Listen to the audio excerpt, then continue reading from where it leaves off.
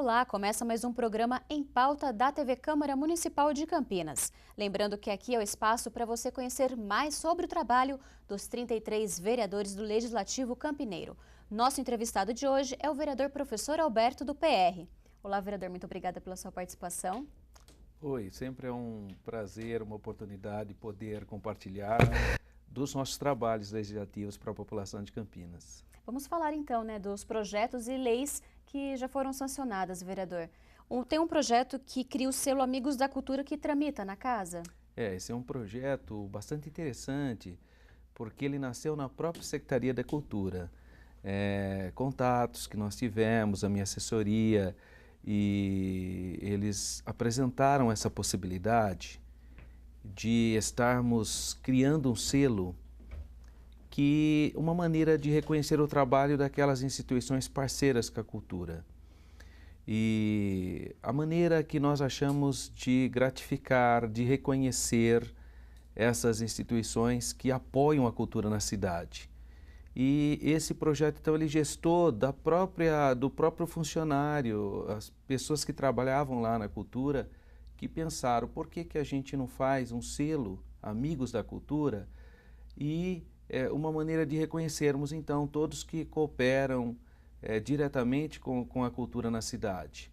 Por isso que ele é um projeto bastante interessante, mas ele está nas comissões, que tem que passar por várias comissões, várias discussões, mas estamos aguardando que ele venha para nós podermos aprovarmos e termos mais um instrumento de apoio às instituições que apoiam a cultura na cidade de Campinas. E elas têm outras contrapartidas, vereador? Por estimular a cultura além do selo? Com a criação agora das organizações sociais, é possível esse novo projeto que nós aprovamos, a Câmara aprovou e o prefeito sancionou, portanto é lei municipal, agora permite, se o Executivo desejar, é quase que uma lei autorizativa, se ele desejar, ele poderá, a lei diz claramente, poderá fazer parceria com instituições sem fins lucrativos. Essas também é uma maneira de nós reconhecermos o trabalho do terceiro setor, que é muito importante na cidade de Campinas, não só na cidade de Campinas, no país. Por isso que o governo federal incentiva esse tipo de relação, por isso que o governo estadual incentiva esse tipo de relação. E, para falar a verdade, todo partido que chega no poder, independentemente de ideologia, apoia a iniciativa dessa natureza, porque são iniciativas que dão certo, que faz acontecer as coisas na cidade, a parceria público-privado. Tá certo. Agora, uma lei também que foi sancionada recentemente, vereador, essa semana, inclusive, que obriga a divulgação nos bares, lanchonetes, restaurantes, da proibição do couvert, é isso?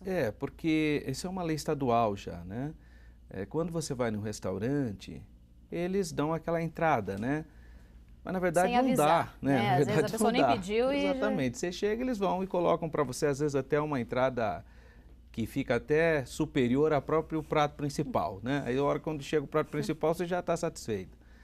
A nossa intenção é que seja perguntado se o cliente deseja aquilo, porque senão ele estará sendo lesado, porque ele não pediu, você coloca e depois vem a conta, Então existe já uma lei estadual que proíbe essa prática sem antes avisar o cliente. E claro, todo mundo gosta de uma entrada, mas ou avisa antes ou então será gratuito.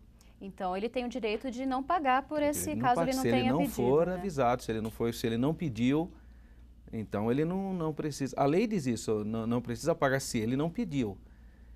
Mas isso não é muito bem divulgado, Então vem e as pessoas não têm jeito, pensam que não existe uma legislação. Porque não é interessante para o restaurante divulgar. Agora, com a sua lei, agora eles serão obrigados. Agora, na cidade de Campinas, a lei está em vigor, tem que ficar claro, tem que divulgar essa informação. E qual que é a penalidade, vereador? Então, a penalidade, nós temos várias possibilidades, inclusive de fazer um fechamento no estabelecimento, se insistir na reincidência.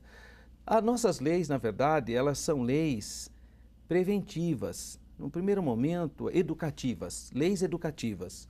eu sempre parto desse princípio. A primeira infração, você tenta conversar, dialogar, porque o nosso objetivo é que as pessoas sejam esclarecidas. Nós não temos a ideia da punibilidade, não é isso.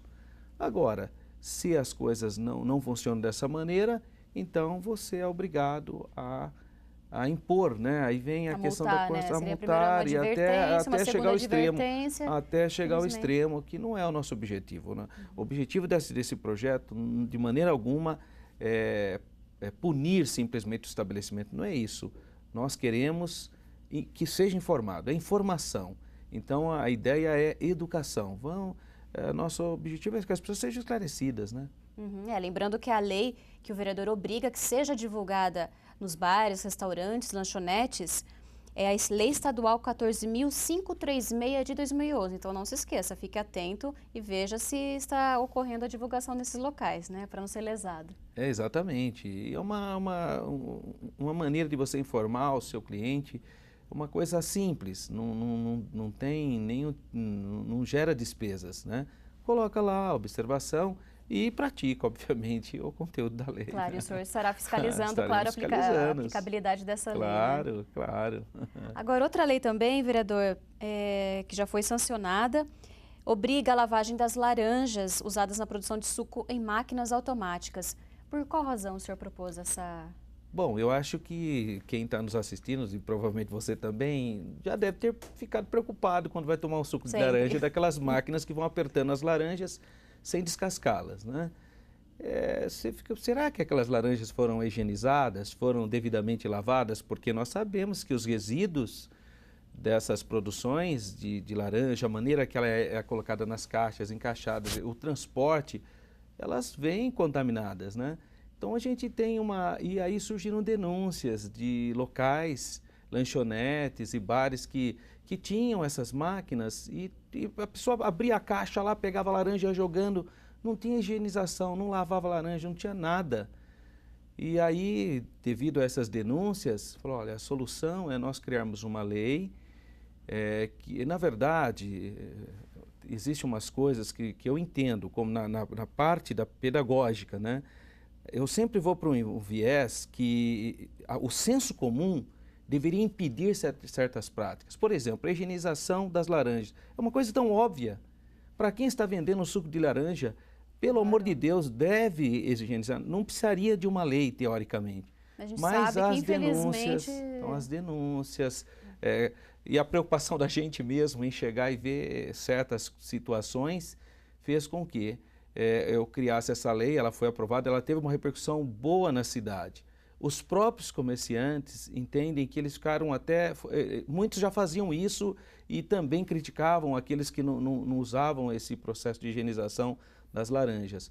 Mas essa é uma dúvida que todo mundo que ia comprar um suco tinha. Na verdade, o Soli até levantou essa questão, né? Às vezes a pessoa nem passava pela cabeça se era lavado ou não. Quando você chegava, você está vendo as laranjas ali, mas será que passou por um processo de higienização? E precisa, porque elas são impressadas, né? Elas são pressadas. Então, os resíduos da casca vão para o suco. E a gente toma isso e paga caro ainda, porque é suco natural. Mas é muito natural, né? Demais, né? Não precisa ser tanto, né? Não precisa, né? Então, a nossa intenção nessa lei, que eu vejo, o meu olhar é uma lei também educativa, embora eu acho que as pessoas deveriam ter bom senso, quem comercializa esse produto deveria ter o bom senso, que você tem que sempre apresentar o melhor para o seu cliente. E a maior parte dos clientes, dos comerciantes responsáveis, pensam assim. E cuidam mesmo dessa higienização, que é uma coisa muito rígida até, né? Tem que ser, né? Então, o nosso objetivo foi esse, que as pessoas pudessem cobrar. Hoje, por exemplo, eu posso perguntar, eu já fiz isso, vocês higienizam as laranjas? Claro, tem uma lei e tal. Então, há uma lei e agora todas as leis... deveria até ser divulgada precisam também, ser mais né? divulgadas. Isso, o grande problema... Obrigar a colocar um aviso ali, O né? grande problema da nossa legislação, no nosso país, é que as pessoas desconhecem. Muito, a maioria. Nós temos leis boas, leis importantes, mas o desconhecimento é tão grande e é uma perda enorme para a sociedade. Nós poderíamos estar bem mais politizados, avançados e discutindo outras questões se nós tivéssemos mais informações. Então é uma pena a gente não ter essas informações. Mas programas como o seu faz uma diferença enorme, porque está levando para as pessoas de Campinas e região também o conhecimento. Para saber os direitos que tem, Você né? tem muitas leis boas, direitos, e nós precisamos cobrar, né? Não podemos simplesmente ficar parados, né? Entre essas realidades. E o senhor pretende destacar mais algum projeto aqui na Câmara, vereador? Olha, eu estou trabalhando agora com um grupo de pessoas da feirinha do Jardim Proença. A feirinha do Jardim Proença, ela é formada por artesãs, pessoas autóctones do próprio bairro, e são pessoas que fazem um trabalho muito bom, muito qualificado, muito profissional. E há tempos eles expõem isso todo sábado, das 9 às 14 horas, na Praça Lino, que passou por uma reurbanização fantástica, a praça ficou muito bonita. O problema é que essa praça, ela também é conhecida no bairro como Buracão, porque a geografia dela é extremamente acidentada. Isso impede que as pessoas tenham acesso fácil até a feirinha. Por quê? Quem está na parte de cima tem uma escada muito verticalizada, que não dá para você nem fazer a rampa de acesso, nem é possível. Então a rampa fica muito longe, as rampas de acesso. E então a coordenadora da feirinha, a dona Elide e os demais, nos procuraram aqui, vieram aqui na Câmara e fizeram uma proposta. Nós fomos até a prefeitura, já levamos essa proposta para o governo achou sensato que nós estudemos a praça ao lado, a Praça Doutor Vani, que fica bem próximo, para que seja feita a infraestrutura, o município dê infraestrutura, especificamente arrumar, né, o chão, né, porque ali ainda não tem nada concretado, e os pontos de energia. Basicamente é isso que eles precisam nesse primeiro momento, porque a praça ela tem uma arborização muito bonita, muito adequada até para o ambiente. E então nós estamos nessa luta, nesse processo, para conseguirmos fazer a transferência da feira, para que eles tenham um ambiente mais adequado, pelo menos para acessibilidade. E o público é idoso, O público é idoso, são moradores locais, é um público idoso e tem pessoas também com algum tipo de deficiência, né? E isso impede o trabalho onde eles estão atualmente, mas isso não significa que a gente foi contra aquela urbanização. Pelo contrário, a praça hoje está linda, reurbanizada, um trabalho maravilhoso, mas é uma praça que tem um desenho geográfico atípico, ao ponto dela ser conhecida como Buracão, criança né? Também, Né? Criança realmente tem uma escada verticalizada ali, extremamente perigosa. Então, crianças, adultos, pessoas cadeirantes, não dá para descer pela escada principal da praça, né? Não é possível. Aí tem que procurar outros caminhos, vai ficar longe, porque a praça é bem grande. E então a ideia é essa, eu fui procurado aqui nessa casa por essa comissão, né, da feirinha, e a ideia é que a feirinha passe então a atender, por enquanto ela continua ainda sendo feita lá, mas em breve com os técnicos e os demais serviços públicos. A prefeitura já autorizou. Já sinalizou para que seja feito o estudo para poder fazer que são mudanças muito pequenas, né? Basicamente seria o chão, né? E a estrutura necessária é isso, preparar o terreno ali, o chão, apenas com colocar o concreto basicamente, né? Porque é o cimento para poder armar a feira, né? Nivelar e os pontos de energia para poder utilizar a energia. Só isso, porque ela já tem uma cobertura arbórica muito interessante. As árvores são altas, um local muito que tem qualidade de vida, um local que você vê isso, tem um ar muito gostoso, um local muito agradável e que vai facilitar essas pessoas expor seu produto e também os moradores e pessoas de fora. Além disso, né, também a questão de segurança, né? Tá certo. Vereador, infelizmente o nosso tempo está se esgotando, mas o senhor fica à vontade para falar alguma coisa, alguma ação que não deu para o senhor comentar aqui com a gente. Então, nós estamos em uma luta muito grande de fazermos uma divulgação da Universidade Aberta. Porque a Universidade Aberta do Brasil, ela é aquela universidade que permite para nós cursos à distância. Para quem já fez uma universidade, por exemplo, é muito interessante fazer um curso à distância. E a Universidade Aberta do Brasil é gratuita, a pessoa não tem nenhum tipo de despesa. E a Universidade Aberta do Brasil tem parcerias com várias universidades, mas poderia ampliar se ela tivesse mais condições estruturais e humanas para poder fazer essa ampliação. Então nós estamos trabalhando para divulgar esse trabalho da Universidade Aberta do Brasil. E como funciona, ali. Vereador? Ela Então, tem um local, já tem uma sede? Ela tem um local. Hoje ela está junto com o Centro de Formação dos Professores da Rede Pública Municipal. Ela está no mesmo prédio.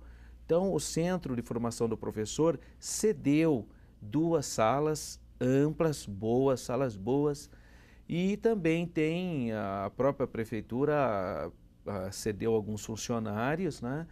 E ela tem uma sala de informática, porque quem não tem o computador para assistir às aulas online pode ir lá fazer, né? Tem esse acesso.